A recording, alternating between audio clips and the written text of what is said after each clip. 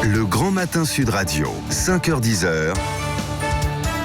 Patrick Roger, Cécile de Minibus. Attention les yeux, attention les oreilles, le v'là, il est 8h23, c'est Walter. Bonjour Walter, comment ça va? Bonjour Cécile, bonjour Patrick. Est-ce que vous allez encore nous offusquer les chastes oreilles de nos auditeurs ce matin? C'est pas possible, c'est pas impossible que je fasse encore un scandale. Déjà parce que les gens aiment bien les scandales, on vient d'en parler. Hein. T'es offusqué parce que dit un humoriste, j'ai envie de te dire, c'est que tu consacres trop de temps aux réseaux sociaux et pas assez à ta vie sexuelle.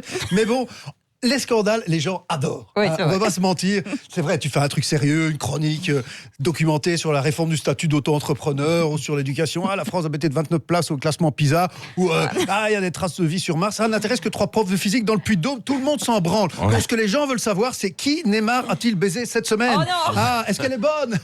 Est-ce qu'elle était d'accord? Tu vois, c'est ça que les gens veulent savoir. Et récemment, je me suis penché sur un nouveau scandale de réseaux sociaux qui a éclaté il y a quelques temps, il y a quelques jours. J'ai lu une photo compromettante du Premier ministre canadien, Justin Trudeau, qui est ressorti. Alors moi, j'étais content. Je me suis dit, super, les Canadiennes sont plutôt délivrées. Ça doit être un truc cochon avec des prostituées québécoises recouvertes de sirop d'érable. Pas du tout, pas du tout. Le mec s'est juste déguisé en africain. La il s'est grimé, c'est ça, il s'est grimé la gueule en noir. Il a fait ce que les anglo-saxons appellent un blackface. Ouais, un blackface. Voilà. Et apparemment, c'est très mal vu chez les Américains. Apparemment, ils trouvent ça raciste. Ouais, mais... parce que chez eux, c'est raciste, je sais pas. Pourtant, c'est la meilleure... Enfin, se grimer la gueule en noir, c'est la meilleure méthode pour se déguiser en africain. On va être d'accord, il y a d'autres possibilités, comme par exemple, te mettre dans le calbut un étui pénien de 32 cm, mais ça se voit moins, tu vois.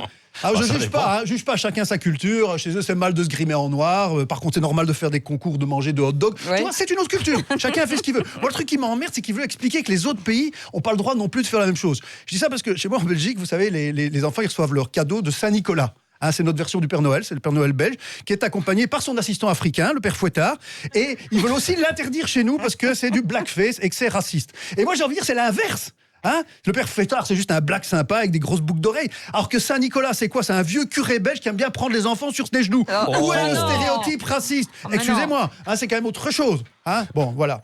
Et donc, Justin Trudeau s'est excusé. Il n'a pas tellement le choix. Si vous voulez garder son job, aujourd'hui, il a dit à cause de l'historique raciste de ce geste, ce n'est jamais acceptable de foncer sa peau. J'aurais dû comprendre ça à l'époque et je n'aurais jamais dû le faire. Je m'en excuse profondément. Ce n'est pas la personne que je suis. Je n'ai pas été sensible à cette réalité de discrimination étant donné la vie privilégiée que j'ai connue. Il a dit ça. Enfin, il n'a pas tout à fait dit ça. Il a dit à cause de l'historique raciste de ce crise de geste, ce n'est jamais acceptable de foncer sa peau de cibord. J'aurais dû comprendre, c'est l'époque, je n'aurais jamais dû le faire. Je m'en excuse vraiment profondément. Je n'ai pas été sensible à cette réalité de la discrimination, sans donner la vie privilégiée en tabarnak que j'ai connue. Parce qu'il parle comme ça, là. Voilà. Et moi, je me dis, putain, heureusement que ça n'a pas toujours existé, parce qu'il y a des politiciens dont la vie aurait été brisée. T'imagines, Adolf Hitler, si ça se trouve, il a été à une bar mitzvah d'un fils d'un mec de l'Académie de peinture de Vienne, parce qu'il était un peu obligé, et puis paf, toute sa carrière foutue. T'imagines, toute l'histoire de l'Europe aurait été changée. Si ça se trouve, Charlemagne, il faisait des blagues racistes. On ne sait pas. On ne sait pas. Je vais créer l'école. Et sinon, vous connaissez l'histoire de l'arabe qui se fait enculer? Non. Tu vois, on n'en sait rien. Non, je rigole, c'est pas Charlemagne qui a dit ça, c'est son grand-père, Charles Martel. Bref. En fait, vous dites que tout ce qui se passe sur Internet, ça peut ressortir un jour ou l'autre, c'est ça? Oui, tout à fait. D'ailleurs, je suis très content que les pulls que je portais quand j'étais ado soient dans des vieux albums de photos chez ma mère et pas sur Facebook.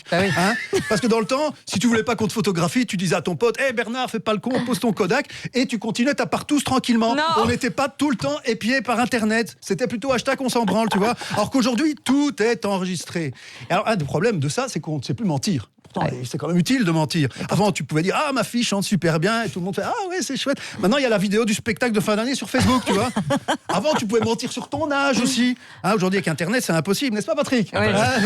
Fini de raconter aux stagiaires de Sud Radio que vous avez 34 ans. Tout ça, c'est plus possible. Mais dites-moi, vous n'avez pas peur qu'on ressorte des trucs de vous, par exemple, c'est des choses que vous dites à la radio? Si, j'ai un petit peu peur. D'ailleurs, je vais changer. J'ai décidé de changer. Je vais faire des blagues familiales. Je vais essayer, en tout cas. Allez-y. Voilà. Une pomme est rouge, jaune et verte. Comment est-ce qu'on l'appelle? On l'appelle avec un couteau. Vous voyez, c'est pas très marrant. C'est pas tellement marrant. Je vais plutôt en faire une autre, plus marrante. Monsieur et Madame Ferrand ont un fils, comment l'appelle-t-il? Je sais pas. Monsieur et Madame Ferrand. Je sais pas. Teddy. C'est différent.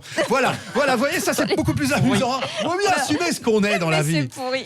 Oui, non, c'est pas tellement pourri, en fait, c'est assez marrant. De toute façon, que ça soit pourri, même si c'est un peu salaud, j'ai envie de dire à nos auditeurs, ce que j'aimerais qu'on dise de moi, c'est ce que j'ai entendu sur quelqu'un d'autre, c'est que je suis un gentleman déguisé en salaud dans un monde de salauds déguisés en gentleman. C'est bon, bravo. Walter, qu'on retrouve tous les mercredis à 19h. Point virgule. Mon Dieu, je l'adore.